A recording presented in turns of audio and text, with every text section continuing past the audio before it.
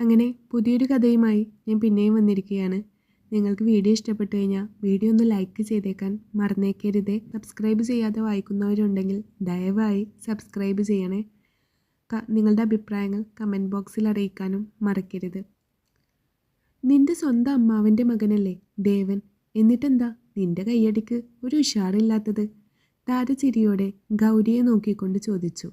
പുഴയിലെ കുത്തൊഴുക്കിൽ പെട്ടുപോയ രണ്ടാളുകളെയാണ് ദേവൻ സ്വന്തം ജീവൻ പോലും പണയപ്പെടുത്തി തിരികെ ജീവിതത്തിലേക്ക് കൊണ്ടുവന്നത്. പഞ്ചായത്ത് വക അതിനുള്ള അനുമോദന ചടങ്ങാണ് ഇന്ന്. ഓ, അവനൊക്കെ കയ്യടിയല്ല വേണ്ടത്, കാലു വെച്ചുള്ള അടിയാ, ഗൗരി പുച്ഛത്തോടെ പറഞ്ഞു. അതിനു മാത്രം അവൻ നിന്നെ എന്തുണ്ടാക്കാൻ വന്നു? താര ചിരിയോടെ ചോദിച്ചു. ഒന്നിനും വരണ്ട, എന്നാലും എനിക്ക് ആ സാധനത്തിനെ കണ്ണിന് നേരെ കണ്ടുകൂടാ. നേരെ മുഖത്തോട് മുഖം കണ്ട ഒന്ന് ചിരിക്കൂടെ ഇല്ല അത്. എങ്ങനെ ചിരിക്കാനാണ് മാഡം? വീട്ടിലെ തലമൂത്ത കാർന്നോർ, അതായത് നിന്റെ തന്ത ശേഖരൻ, പെങ്ങൾ ഒരുത്തി ഒളിച്ചോടി കല്യാണം കഴിച്ച പേരിൽ പെങ്ങളെ പടിയടച്ച് പിണ്ടം വെച്ച് കളഞ്ഞില്ലേ? അപ്പോൾ ആ ദേഷ്യം ദേവൻ ആ കുടുംബത്തോട് മൊത്തത്തിൽ ഉണ്ടാവുന്നത് അതിശയല്ലേ മാഡം? താര പിന്നെയും ചിരിച്ചു. അതിന് ഞാൻ എന്ത് പിഴച്ചു? അച്ഛൻ അങ്ങനെ ഒരു അതിക്രമം കാണിക്കുന്ന അന്ന് ഞാൻ ജനിച്ചിട്ട് കൂടെ ഇല്ലായിരുന്നല്ലോ. ഗൗരിക്ക് സങ്കടം വന്നുപോയി. അതങ്ങനെ ഒരു തൊട്ടാവാടി. ശരിയാ, താര പറയുന്നത് അപ്പടി ശരിയാ. അപ്പച്ചിയെ വീട്ടിൽ നിന്ന് പുറത്താക്കിയതും അപ്പച്ചിക്കും കൂടെയുള്ള സ്വത്ത് കൈക്കലാക്കിയതും എല്ലാം അച്ഛനാ. ആരും അന്ന് അച്ഛനെ ചോദ്യം ചെയ്യാൻ മുതിർന്നില്ല എന്ന് പോലും. എങ്ങനെ ചോദ്യം ചെയ്യാനാണ്? നാട്ടിലെ വലിയ പ്രമാണിയല്ലായിരുന്നോ? പക്ഷെ ദൈവത്തിൻ്റെ കോടതിയിൽ ഇതിനൊന്നും മാപ്പില്ല എന്നുള്ളത് ആണ് സത്യം. ദേവൻ അങ്ങ് വളർന്നു വലുതായപ്പോഴേക്കും അച്ഛൻ്റെ അഹങ്കാരത്തിൻ്റെ ചിറകൊടിഞ്ഞു കഴിഞ്ഞിരുന്നു. കടം കയറിയപ്പോൾ അച്ഛൻ ദുരഭിമാനം മാത്രമേ മുന്നിൽ കണ്ടുള്ളൂ. അതുകൊണ്ടായിരിക്കും ഞങ്ങളെ ഒന്നും കൂട്ടാതെ തനിച്ച് ആ കയറിൽ തൂങ്ങി അങ്ങ് പരലോകത്തേക്ക് പോയത്. അച്ഛൻ പോയത് പിന്നെ അമ്മ തനിച്ചായിരുന്നു ഞങ്ങളെ വളർത്തിയത്. ഞങ്ങളെന്ന് പറയുമ്പോൾ ഗൗരിയെയും അനിയത്തി ഗൗതമിയെയും. പക്ഷെ വിധി അവിടം കൊണ്ടും കളി അവസാനിപ്പിച്ചിട്ടില്ല. ഒരു ആക്സിഡൻറ്റിൻ്റെ രൂപത്തിൽ അമ്മയും പോയതോടെ ഗൗതമിയും ഗൗരിയും തനിച്ചായിപ്പോയി. ഗൗരി വളരുന്തോറും ഗൗരിയുടെ ഉള്ളിൽ വേറെ ഒന്നുകൂടെ അങ്ങ് വളരുന്നുണ്ടായിരുന്നു. അതെന്താണെന്നോ? ആ നിൽക്കുന്ന മനുഷ്യനോടുള്ള അടങ്ങാനാവാത്ത പ്രണയം. എന്നാൽ മൂപ്പറുണ്ടോ അതറിയുന്നു. സദാസമയവും ഏറും പിടിച്ച് നടക്കുന്നവൻ്റെ നോട്ടം ഒന്ന് തെന്നി മാറിപ്പോലും ഗൗരിയിൽ വീഴാറില്ല എന്നതാണ് സത്യം. പക്ഷെ എപ്പോഴും അപ്പച്ചി മിണ്ടും കേട്ടോ. ഗൗരിയെയും ഗൗതമിയെയും സഹായിക്കുകയും ചെയ്യും അപ്പച്ചി. ഇപ്പം തന്നെ എത്ര വേണ്ടെന്ന് പറഞ്ഞിട്ടും ഗൗതമിയെ പഠിപ്പിക്കുന്നത് അപ്പച്ചിയാണ്. അപ്പച്ചി കുറേ വിളിച്ചതാണ് ദേവമംഗലത്തോട്, അവിടെ താമസിക്കാം എല്ലാവർക്കും കൂടെ എന്ന് പറഞ്ഞുകൊണ്ട്. എന്നാൽ അതിന് ഗൗരിക്ക് സമ്മതമല്ലായിരുന്നു. ഇപ്പോൾ തന്നെ അപ്പച്ചി തരുന്ന പണമൊക്കെ തിരിച്ചു കൊടുക്കണമെന്ന് മനസ്സിൽ ഊട്ടിയുറപ്പിച്ചാണ് വാങ്ങുന്നത് പോലും. അല്ലാതെ ആരുടെയും ഒന്നും ആവശ്യമില്ല ഗൗരിക്ക്. ഇന്നും നിന്റെ മുറപ്പെണ്ണ് കണ്ണും വീഴ്ച നിന്നെ നോക്കി നിൽപ്പായിരുന്നല്ലോ ദേവ, വിഷ്ണു ചിരിയോടെ അവനോട് ചോദിച്ചു. ആ, അവൾ നോക്കി നിൽക്കത്തേ ഉള്ളൂ, ദേവൻ താല്പര്യമില്ലാത്ത മട്ടിൽ പറഞ്ഞു. ദേവനറിയാമെല്ലാം. നോക്കാതെ തന്നെ അകക്കണ്ണിൽ കാണുന്നുണ്ട് അവൻ പലതും. അപ്പോൾ നിനക്ക് അവളെ ഒട്ടും ഇഷ്ടമല്ലേ? വിഷ്ണു അത്ഭുതത്തോടെ ദേവനെ നോക്കി. അവളുടെ തന്ത എൻ്റെ അമ്മായിയോട് ചെയ്തതൊന്നും ഞാൻ മറന്നിട്ടില്ല. അവളുടെ അച്ഛൻ ശേഖരനാണെന്ന കാലത്തോളം എനിക്ക് അവളോടൊരു ചുക്കുമില്ല. അമ്മക്ക് അവരെ വലിയ കാര്യമാണ്, അതിൽ ഞാൻ ഇടപെടാനും പോകുന്നില്ല. പക്ഷെ എൻ്റെ തലയിലോട്ട് കയറാൻ ഞാൻ ഒട്ടും സമ്മതിക്കത്തുമില്ല, ദേവൻ ഉറപ്പോടെ പറഞ്ഞു. അന്നൊരിക്കൽ ദേവനും വിഷ്ണുവും കൂടെ ടൗണിൽ പോയി തിരികെ വരുന്ന വരവായിരുന്നു. അന്നേരമാണ് ദൂരെ ഗൗരിയും രുദ്രനും നിൽക്കുന്നത് കാണുന്നത്. നാട്ടിലെ ഒരു പ്രശസ്ത തമ്മാടിയാണ് ഈ പറയുന്ന രുദ്രൻ. അത്യാവശ്യം ഗുണ്ടായിസവും അവൻ്റെ കയ്യിലുണ്ട്. ബുദ്ധി ഉറച്ച പ്രായം തൊട്ട് ദേവനും രുദ്രനും തമ്മിൽ ചേരാറില്ല. അതിപ്പോൾ കളിക്കളത്തിലാണെങ്കിലും ആശയങ്ങളിലാണെങ്കിലും അങ്ങനെ തന്നെ. ഇടപെടണോ? വിഷ്ണു എടുത്തു ചോദിച്ചു. നോക്കട്ടെ ഏതുവരെ പോവുമെന്ന്. ദേവൻ പറയുന്നതിനൊപ്പം തന്നെ വണ്ടി അല്പം മാറ്റിയൊതുക്കി അവരെ കാണത്തക്ക വിധം തന്നെ.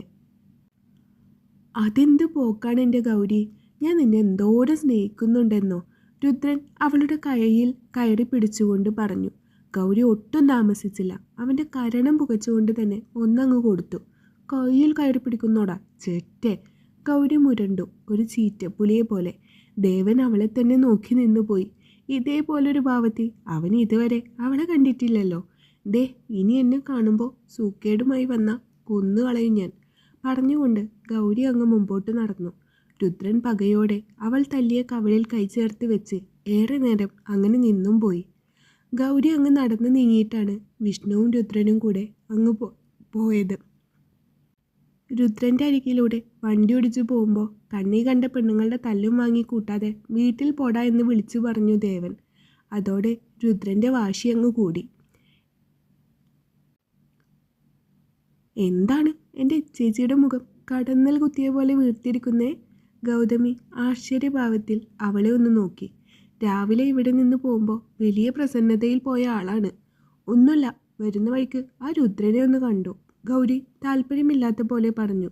ഓ അങ്ങനെ പറ, അപ്പോൾ അതാണ് കാര്യം. എന്നിട്ട് എന്താ ഉണ്ടായേ? ഗൗതമി പിന്നെയും ചോദിച്ചു. എന്തുണ്ടാവാൻ, അവൻ എൻ്റെ കയ്യിൽ കയറി അങ്ങ് പിടിച്ചു. അയ്യോ, എന്നിട്ട്? ഗൗതമി ഇരുന്നിടത്ത് നിന്ന് ചാടി എഴുന്നേറ്റു. ഞാൻ ഒരെണ്ണം ആ തിരുമോന്ത നോക്കി അങ്ങ് പൊട്ടിച്ചു. ആ ബെസ്റ്റ്, എന്തേ ഒന്നിലൊതുക്കിയേ? 2-3 കൊടുക്കായിരുന്നില്ലേ? ഗൗതമി കണ്ണു കൂർപ്പിച്ചുകൊണ്ട് ചോദിച്ചു. ആ അടുത്ത വട്ടമാവട്ടെ, ഗൗരി പുച്ഛത്തോടെ പറഞ്ഞു. എൻ്റെ ബടുക്കൂസേ, ഇതിൻ്റെ തലയിൽ നിറച്ച് മണ്ണാണോ?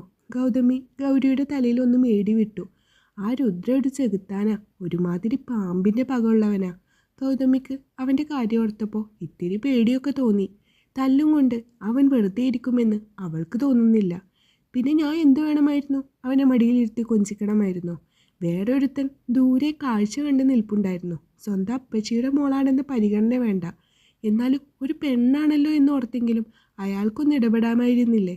ചോദിക്കുമ്പോൾ ഗൗരിയുടെ ഉള്ളു നിറയെ മാറി നിന്ന് കാഴ്ച കാണുന്ന ദേവൻ്റെ മുഖമായിരുന്നു. അവൾ കണ്ടിരുന്നു ദേവനെ അന്നേരം തന്നെ. ആര്? ദേവേട്ടൻ്റെ കാര്യമാണോ ചേച്ചി പറയുന്നത്? അല്ല, മഹാദേവൻ്റെ. ഇവളെക്കൊണ്ട്. ഗൗരി പല്ല് ഞെരിച്ചു. സോറി. ഗൗതമി പതിയെ ചിരിച്ചു. ഓ അപ്പം അതാണ്. ദേവൻ ഈ ദേവിയെ വേണ്ട വിധത്തിൽ ഗൗനിക്കാത്തതിൻ്റെ ചൊറുക്കാണ്. ആ അങ്ങനെയെങ്കിൽ അങ്ങനെ. ഗൗരി ചുണ്ടുകൂട്ടി. ഇച്ചേച്ചിക്ക് അങ്ങനെ കാണുമ്പോൾ അങ്ങ് തുറന്നു പറഞ്ഞൂടെ? ഗൗതമി ചോദിച്ചു. എന്ത്? ഗൗരി നെറ്റി ചുളിച്ചു. IW എന്ന്. ഗൗതമി ചിരിച്ചു. ആ എൻ്റെ പട്ടി പറയും. ആ ദേവേട്ടൻ വന്ന് പറയുമെന്ന് വിചാരിച്ചിരുന്ന മൂക്കി പല്ല് മുളക്കത്തേ ഉള്ളൂ. ഗൗതമി പിന്നെയും ചിരിച്ചു. ആ അങ്ങനെ ഞാൻ മൂത്ത് നരച്ച് പോവുകയാണെങ്കിൽ അങ്ങ് പോയിക്കോട്ടെ, അല്ല പിന്നെ. പറഞ്ഞുകൊണ്ട് ഗൗരി ആ തിണ്ണയിൽ നിന്ന് എഴുന്നേറ്റുകൊണ്ട് അകത്തേക്ക് നടന്നു. ഗൗരി മുറിയിൽ കയറി വെറുതെ ആ കണ്ണാടിയിലേക്കൊന്ന് നോക്കി. നല്ല ഗോതമ്പിൻ്റെ നിറവും വിരിഞ്ഞ കണ്ണുകളും ചുവന്ന ചുണ്ടും അരകവിഞ്ഞു കിടക്കുന്ന മുടിയും എല്ലാമായി ഒരു സുന്ദരിക്കുട്ടിയൊന്നുമല്ല താനെന്ന് ഗൗരിക്ക് നന്നായിട്ടറിയാം. അതിപ്പോൾ കുടുംബം നോക്കാൻ കുറച്ച് വെയിലും മഴയും എല്ലാം അധികം കൊള്ളേണ്ടി വന്നിട്ടുണ്ട്. ഇനിയിപ്പോൾ തന്നെ കാണാൻ ഒട്ടും ചെയ്യില്ലേ? അതായിരിക്കുമോ ദേവൻ തന്നെ ശ്രദ്ധിക്കാത്തത്? ഗൗരി വിരൽ കടിച്ചുകൊണ്ട് ഓർത്ത് നിന്നുപോയി. ആ അങ്ങനെ ചെയ്യല് മാത്രം നോക്കുന്ന ഒരാളാണെങ്കിൽ പോയി പണി നോക്കട്ടെ, അല്ല പിന്നെ. ഗൗരി കണ്ണാടിയിൽ നോക്കി കെറുവിച്ചു. നേരം ഇരുട്ടിക്കഴിഞ്ഞിരുന്നു. ഗൗതമി നടുമുറിയിലിരുന്ന് പഠിക്കുകയായിരുന്നു. ഒപ്പം ഗൗരിയും കൂട്ടിരിപ്പുണ്ട്. പെട്ടെന്നാണ് അന്തരീക്ഷത്തെ മാറ്റം വന്നത്. തകർത്തു പെയ്യുകയാണ് മഴ. കാറ്റ് മരച്ചിലകളെ പിടിച്ചു കുലുക്കാൻ തുടങ്ങി. ഒരു വലിയ മിന്നലോടുകൂടി ഇടിമുഴങ്ങിയതും വീടിനുള്ളിലെ വെളിച്ചം അടഞ്ഞുപോയി. ഷോ, കറന്റ് പോയല്ലോ.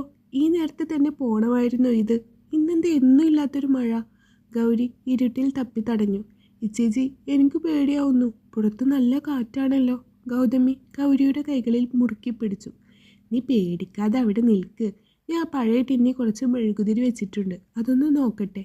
ഗൗരി തപ്പിത്തടഞ്ഞ് അടുക്കളയിലെ ഷെൽഫിന് മുകളിൽ ഇരുന്ന മെഴുകുതിരി കഷ്ണങ്ങൾ പുറത്തെടുത്തു. ഒരെണ്ണം കത്തിച്ചു വെച്ചപ്പോൾ വീടിനുള്ളിൽ നേരിയൊരു വെളിച്ചം പരന്നു. ജനലഴികൾക്കിടയിലൂടെ കാറ്റ് ചൂളം പിടിച്ച് കടന്നു വരുന്നുണ്ട്. ഇടയ്ക്കിടെയുള്ള മിന്നൽ പിണരുകൾ മുറ്റത്തെ വലിയ മാവിനെ നിഴലിനെ ഭയാനകമായി ചുവരുകളിൽ പതിപ്പിച്ചുകൊണ്ടിരുന്നു.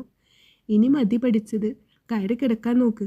ഗൗരി പറഞ്ഞതോടെ ഗൗതമി ബുക്കെല്ലാം എടുത്തു വെച്ച് ഗൗരിയുടെ ഒപ്പം മുറിയിലേക്ക് നടന്നു. പെട്ടെന്നാണ് പുറത്ത് എന്തോ ശബ്ദം കേട്ടത്. വെറും മഴയുടെ ശബ്ദമല്ല, ആരും നടക്കുന്നത് പോലെ. ഗൗരിയുടെ കാതുകൾ കൂർത്തു. ഗൗതമി, നീ വല്ല ശബ്ദവും കേട്ടോ? ഗൗരി ശബ്ദം താഴ്ത്തി ചോദിച്ചു. ഇല്ലല്ലോ, കാറ്റിൻ്റെ ശബ്ദമായിരിക്കും ചേച്ചി. ഗൗതമി പുതപ്പിനുള്ളിലേക്ക് ചുരുണ്ടുകൂടിക്കൊണ്ട് പറഞ്ഞു. പക്ഷെ ഗൗരിക്ക് അങ്ങനെ തോന്നിയില്ല. ആരോ വീടിന് ചുറ്റും നടക്കുന്നുണ്ട്. അവൾ മെല്ലെ ജനലിനിടയിലൂടെ നീങ്ങി നിന്ന് നോക്കി. പുറത്ത് നല്ല മഴ തുടങ്ങിയിരുന്നു. മഴത്തുള്ളികൾക്കിടയിലൂടെ ഒരാൾ രൂപം അവൾ കണ്ടു. ഒരു നിമിഷം ആ രൂപം മിന്നൽ വെളിച്ചത്തിൽ അവൾക്ക് വ്യക്തമായി. അത് രുദ്രനായിരുന്നു. കൂടെ വേറെ രണ്ടുപേരും കൂടെയുണ്ട്. ഗൗരിയുടെ ഹൃദയം വേഗത്തിൽ മിടിക്കാൻ തുടങ്ങി. കൊടുത്ത തല്ലിന് പകരം ചോദിക്കാൻ അവൻ വന്നിരിക്കുകയാണ്. ആണുങ്ങൾ ആരുമില്ലാത്ത ഈ വീട്ടിൽ 2 പെൺകുട്ടികൾ തനിയാണെന്ന് അവനറിയാം. എടി ഗൗതമി, എഴുന്നേൽക്ക്, ആ രുദ്രനും കൂട്ടരും മുറ്റത്തുണ്ട്. ഗൗരി അനിയത്തിയെ കുലുക്കി വിളിച്ചു. ഗൗതമി ഭയന്ന് വിറച്ചുപോയി. അയ്യോ ചേച്ചി, നമുക്കെന്ത് ചെയ്യാൻ പറ്റൂ? വാതിലൊക്കെ അടച്ചിട്ടില്ലേ? എനിക്ക് പേടിയാവുന്നു, ഗൗതമി പറഞ്ഞു. എല്ലാം അടച്ചിട്ടുണ്ട്, പക്ഷെ അവർക്ക് വേണമെങ്കിൽ അത് പൊളിക്കാൻ പ്രയാസമില്ല. ഗൗരിയുടെ ഉള്ളിൽ ആകെ വെപ്രാളമായി. ഫോൺ എടുത്തു നോക്കിയപ്പോൾ അതിൽ ചാർജ് പോലുമില്ല. പെട്ടെന്ന് മുൻവശത്തെ വാതിലിൽ ഒരു മുട്ട് കേട്ടു. ആ മുട്ട് ക്രമേണ ശക്തമായി. ഗൗരി, വാതിൽ തുറക്കടി. പുറത്തുനിന്ന് രുദ്രൻ്റെ അശ്ലീലം നിറഞ്ഞ ചിരിയും വെല്ലുവിളികളും മുഴങ്ങിക്കേട്ടു. നീ തന്നതിനുള്ളത് തിരിച്ചു തരാതെ പോയ മോശമല്ലേടി? വാതിലിന് നേരെ വലിയൊരു ഭാരം വന്നിരിക്കുന്നത് പോലെ തോന്നി ഗൗരിക്ക്. അവൾ വാതിൽ പൊളിക്കാൻ ശ്രമിക്കുകയാണ്.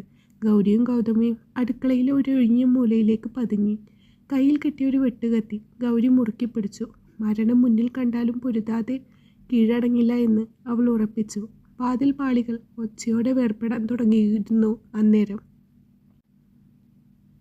പിറ്റേന്ന് ഒരു സെക്കൻഡ് ഷോ കഴിഞ്ഞ് വരുന്ന വഴിയായിരുന്നു ദേവനും വിഷ്ണുവും. വിഷ്ണുവിൻ്റെ ബുള്ളറ്റിലായിരുന്നു രണ്ടും പോയത്. പക്ഷെ അത് പകുതി വഴിയായപ്പോൾ നിന്നും പോയി. വണ്ടി നല്ല കണ്ടീഷൻ ആണെങ്കിൽ മാത്രം എടുത്താൽ മതി, അല്ലെങ്കിൽ തൻ്റെ വണ്ടി എടുക്കാമെന്ന് ദേവൻ വിഷ്ണുവിനോട് പ്രത്യേകം പറഞ്ഞിരുന്നതാണ്. അന്നേരം തൻ്റെ ബുള്ളറ്റ് വിമാനമാണെന്നൊരു വെപ്പായിരുന്നു വിഷ്ണുവിന്. ഇപ്പോൾ ദേ ആ വിമാനം റോഡിൽ കിടക്കുന്നു. കൂടാത്തതിന് നല്ല മഴയും. വാനിയിൽ തോന്നിയ എന്തോ ഒരു പച്ചത്തറി വിഷ്ണുവിനെ വിളിക്കാൻ തുടങ്ങിയ ദേവൻ ഒരു നിമിഷം അല്പം ദൂരേക്ക് നോക്കി നിശ്ചലനായി നിന്നു. ദൂരെ നിന്ന് കാറ്റുപോലെ ഒരു പെൺകുട്ടി അവൻ്റെ കയ്യിലേക്ക് ഓടിപ്പിടഞ്ഞു വന്ന് വീണു. ഏയ്! ദേവൻ അവളെയും കൊണ്ട് ഒന്ന് വേശുപോയി. ഗൗതമി അല്ലേ ഇത്? ദേവന് പരിഭ്രമമേറി. കയ്യിൽ കുഴഞ്ഞു വീണ് പകുതി ബോധത്തിൽ കിടക്കുന്നവളെ അവൻ വല്ലാത്തൊരു വെപ്രാളത്തോടെ കുലുക്കി വിളിച്ചു. ഡോ! ആദ്യത്തെ ഒരു അങ്കലാപ്പിന് ശേഷം ദേവൻ അവളെ പിന്നെയും കുലുക്കി വിളിച്ചു. അവൻ അല്പം ശക്തിയിൽ അവളുടെ കവിളിലേക്ക് തുടരെ അടിച്ചുകൊണ്ടിരുന്നു. അവളുടെ നെറ്റിയിൽ നിന്നും ഒഴുകിയിറങ്ങുന്ന ചുവപ്പ് കാണെ വിഷ്ണുവിൽ തെല്ലൊരു ഭയം നിറഞ്ഞു. പെട്ടെന്ന് ഗൗതമി ഒരു ഞെരക്കത്തോടെ കണ്ണു തുറന്നു. കൺമുന്നിൽ തെളിഞ്ഞു വരുന്ന ഒരു പുരുഷൻ്റെ രൂപത്തിലേക്ക് ഗൗതമി ഭയത്തോടെ ഉറ്റുനോക്കി. അത് ദേവനാണെന്ന് തിരിച്ചറിയാൻ 1-2 നിമിഷം കൂടി എടുത്തു അവൾക്ക്. ഗൗതമി പേടിയോടെ അവനിൽ നിന്ന് പിടഞ്ഞു മാറി. എന്തു പറ്റി? കുട്ടി ആരെങ്കിലും ഉപദ്രവിക്കാൻ ശ്രമിച്ചോ? ദേവൻ അവളെ സൂക്ഷ്മമായി നോക്കിക്കൊണ്ട് ചോദിച്ചു. അവിടെ ഗൗതമി ശ്വാസം വിങ്ങി നിന്ന് കിതച്ചു. അവിടെ എന്താ? വിഷ്ണു അല്പം മുന്നോട്ട് നീങ്ങി നിന്നുകൊണ്ട് ചോദിച്ചു. എൻ്റെ ചേച്ചി. ഗൗതമി പറഞ്ഞു തീരുമ്പോഴേക്കും ദേവൻ മുന്നോട്ട് കുതിച്ചു കഴിഞ്ഞിരുന്നു. ഇറങ്ങിക്കോ, ഇല്ലെങ്കിൽ ജീവൻ പോകുന്നതിന് മുന്നേ ഒരുത്തൻ്റെങ്കിലും ആയുസ് എടുത്തിട്ടേ ഞാൻ ചാകത്തുള്ളൂ. ഗൗരി കയ്യിലിരുന്ന വാക്കത്തി വീശിക്കൊണ്ട് മുന്നിൽ നിൽക്കുന്നവരെ വല്ലാത്തൊരു ഭാവത്തിൽ നോക്കി. കൊന്നിട്ടായാലും പൊന്നുമോളെ, നീ എന്ന് എൻ്റെ ആഗ്രഹം ഇന്ന് തീർത്തിട്ടേ ഞാൻ പോകത്തുള്ളൂ. ഒരുത്തിയെ കണ്ണൊന്ന് തെറ്റിയപ്പോൾ നീ രക്ഷപ്പെടുത്തി വിട്ടു. ഇനി നിന്നെ കൂടെ അങ്ങനെ ചോർന്നു പോവാൻ ഞാൻ സമ്മതിക്കത്തില്ലടി. രുദ്രൻ ഒരു മൃഗത്തെ പോലെ മുരണ്ടു. ഗൗരി വാക്കത്തി കൈത്തണ്ടയിലെ ഞരമ്പുകൾ അന്നേരവും പിടിച്ച കൈത്തണ്ടയിലെ ഞരമ്പുകൾ അന്നേരവും നീല നിറത്തിൽ പിടക്കുന്നുണ്ടായിരുന്നു.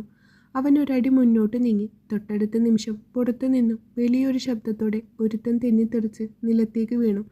രുദ്രനും അവൻ്റെ കൂടെ ഉണ്ടായിരുന്നവനും ഒന്ന് ഞെട്ടി. താഴെ കിടക്കുന്നവൻ അല്പം മുമ്പേ ഗൗതമിയെ തിരഞ്ഞു പോയ തങ്ങളുടെ കൂട്ടാളിയാണെന്നറിയവേ ഇരുവരും ഒരുപോലെ ആശങ്കയിലായി. നെറ്റിയിൽ നിന്നും വാർന്നൊഴുകുന്ന രക്തവുമായി മുന്നിൽ നിൽക്കുന്ന ഗൗതമിയെ രുദ്രൻ അവിശ്വസനീയമായി ഒന്ന് നോക്കി. നേരത്തെ അവളുടെ കണ്ണിലില്ലാത്ത ഒരു ആത്മവിശ്വാസം ഇപ്പോൾ.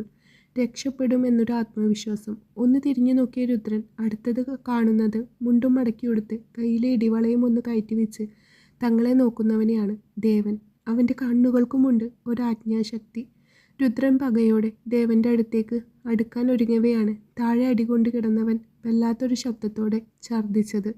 രുദ്രൻ ചുരുങ്ങിയ കണ്ണുകളോടെ അവിടേക്ക് നോക്കി. അതിന് കടും ചുവപ്പ്.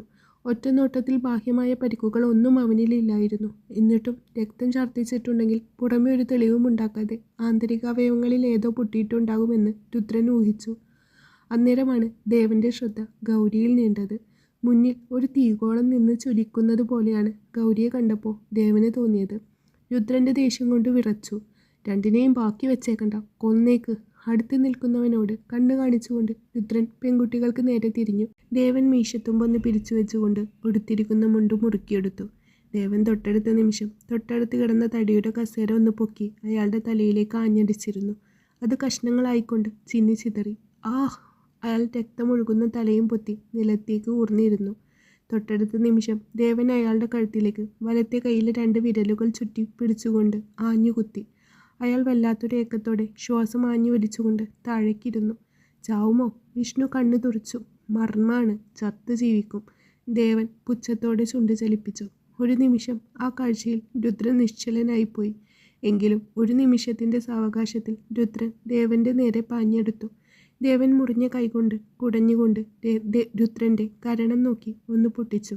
അമ്മയെയും പെങ്ങളെയും തിരിച്ചറിയാത്ത നായെ! ദേവൻ രുദ്രൻ്റെ മുഖമടച്ച് ഒന്നുകൂടെ പൊട്ടിച്ചു. എല്ലാത്തിനെയും ചവിട്ടിക്കൂട്ടി പോലീസിൽ ഏൽപ്പിച്ചതും ദേവൻ തന്നെയാണ്. ഗൗതമി കൊടുത്ത വെള്ളം അപ്പാടെ വായിലേക്ക് കമഴ്ത്തി ദേവൻ. അപ്പോഴേക്കും കറന്റ് വന്നിരുന്നു. അവൻ ഗൗരിയെ ഒന്ന് ഇടം കണ്ടിട്ട് നോക്കി. കണ്ണി കണ്ട ആണുങ്ങളോടൊക്കെ തല്ലു പിടിക്കാൻ പോയാൽ ഇതായിരിക്കും അനുഭവം. ദേവൻ പുച്ഛത്തോടെ അവളെ നോക്കിക്കൊണ്ട് മുരണ്ടു. പിന്നെ മാനത്തിന് വിലയിടാൻ വരുന്നവരെ ഇവിടെ കയറ്റിയിരുത്തി സൽക്കരിക്കണം? ഗൗരി എടുത്തടിച്ച പോലെ ചോദിച്ചു. നീ നന്നാകത്തില്ല. ഇപ്പോൾ ഞാൻ വന്നില്ലെങ്കിൽ കാണാമായിരുന്നു. ദേവൻ ദേഷ്യത്തോടെ അങ്ങ് പറയവേ ഗൗരി പിന്നെ ഒന്നും മിണ്ടിയില്ല. അവൾക്ക് സങ്കടം വരുന്നുണ്ടായിരുന്നു. അവൾ ആകെ പേടിച്ചു പോയിരുന്നു. ഗൗതമി, ഈ വാതിൽ നന്നായി അടച്ചേക്ക്, ഞങ്ങൾ എന്നായി ഇറങ്ങുക, ദേവൻ പറഞ്ഞു. വിഷ്ണു അപ്പോഴേക്കും പുറത്തേക്ക് ഇറങ്ങിക്കഴിഞ്ഞിരുന്നു. ഗൗതമി അകത്തേക്കും കയറിപ്പോയി. ഗൗരി ദേവനെ ഒന്ന് തറപ്പിച്ച് നോക്കിക്കൊണ്ട് വാതിലടക്കാൻ തുടങ്ങിയവേ ദേവൻ അവളെ വിളിച്ച് ആ ഉമ്മടത്തെ തൂണിലേക്ക് ചേർത്ത് നിർത്തിയിരുന്നു. ആ ഇരുട്ടിൽ തിളങ്ങുന്ന മിഴികളിലേക്ക് അവൻ ഉറ്റുനോക്കി. കുറച്ചധികം ദിവസമായി ഈ കണ്ണുകൾ ദേവൻ്റെ ഉറക്കം കെടുത്തി തുടങ്ങിയിട്ട്. എന്താ? ഗൗരി പരിഭ്രമിച്ചു. നിനക്ക് എന്നോട് പ്രേമാണെന്ന് കേട്ടോ, ഉള്ളതാണോ? ഒട്ടും മുഖവരിയില്ലാതെ ദേവൻ അങ്ങ് ചോദിച്ചു. ആര് പറഞ്ഞു? ഗൗതമിയാണോ? ഗൗരി വേഗത്തിൽ തിരികെ ചോദിച്ചു. ദേവൻ ആ ചോദ്യത്തിൽ പൊട്ടിച്ചിരിച്ചുപോയി. അപ്പോൾ പ്രേമുണ്ട് എന്നുള്ളത് ശരിയാണല്ലേ? ഞാൻ ചുമ്മാ ഒന്ന് ഇറങ്ങിയിട്ടതല്ലേ? ദേവൻ മറുപടിയിൽ ആണ് തനിക്ക് പറ്റിയ അബദ്ധം ഗൗരിക്ക് മനസ്സിലായത്. എനിക്കൊന്നും ഇഷ്ടമല്ല. ഗൗരി വേഗത്തിൽ അവനെ തള്ളി മാറ്റി പോകാൻ ഒരുങ്ങി. അങ്ങനെ അങ്ങ് പോയാലെങ്ങനാ? ഇത് പറഞ്ഞിട്ട് പോ എൻ്റെ ഗൗരിയെ. പറയുന്നതിനൊപ്പം അവൻ അവളെ അങ്ങ് ചേർത്ത് പിടിച്ചിരുന്നു. ഗൗരി കണ്ണുകൾ മിഴിച്ചു നിന്നുകൊണ്ട് അവനെ തന്നെ നോക്കി. പക്ഷെ ആ ചൊടിയിൽ ചിരിയാണ്. തന്നേക്കാൾ ശക്തമായി അവൻ്റെ നെഞ്ചിടിക്കുന്നുണ്ട്. എനിക്ക് പോകണം. അവളുടെ സ്വരം വിറച്ചു. ഇഷ്ടമാണെന്ന് പറഞ്ഞാൽ ഞാൻ ഇപ്പം വിടാം. പറ്റില്ല. അവൾ വിലങ്ങനെ തലയാട്ടി. എന്നാൽ എനിക്കിഷ്ടമാണ്. നാളെ ഒരുപാടൊന്നും ആയിട്ടില്ല, പക്ഷെ കുറച്ചായി.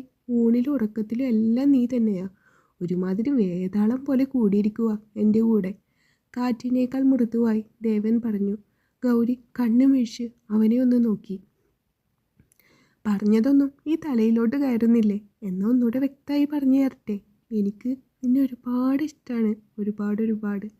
പറയുന്നതിനൊപ്പം തന്നെ ദേവൻ അവളുടെ കവിളിൽ ഒരു ഉമ്മ കൊടുത്തിരുന്നു. ഗൗരി നിന്ന നിൽപ്പിൽ ഒന്ന് ഉയർന്നു പോയി. ദേവൻ അവളെ വിട്ട് മാറി നിന്നു. ഇന്നിനി പോയി കിടന്നുറങ്ങിക്കോ. നാളെ മുതൽ നമുക്ക് അങ്ങ് പ്രേമിച്ച് തുടങ്ങാം. ചിരിയോടെ അവളുടെ കവിളിൽ തട്ടി ദേവൻ. നിലാവത്ത് അഴിച്ചുവിട്ട കോഴിയെപ്പോലെ സ്വപ്നലോകത്തെന്ന പോലെ അകത്തേക്ക് പോകുന്നവളെ കാണെ അവന് ചിരി വന്നു പോയി.